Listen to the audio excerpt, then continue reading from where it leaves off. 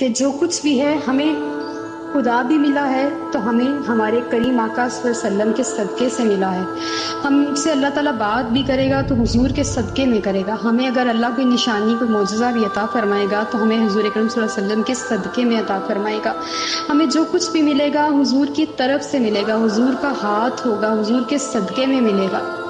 تو جب اللہ تعالیٰ اپنے محبوب علیہ السلام کے بغیر ہم سے بات نہیں کرتا، ہم سے کلام نہیں کرتا، ہمیں کوئی معجزہ نہیں دکھاتا، تو ہم حضور کو چھوڑ کے اللہ تک کیسے پہنچ سکتے ہیں؟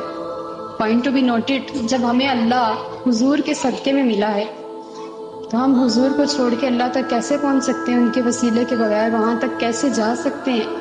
ہمارا جو کچھ بھی ہے وہ حضور ہے، اور ہمیں صرف بارگاہ مصطفیٰ تک پہنچنا ہے۔ آگے رب تک پہنچانا حضور کا کام ہے، لیکن پہلے ہمیں حضور تک پہنچنا ہے۔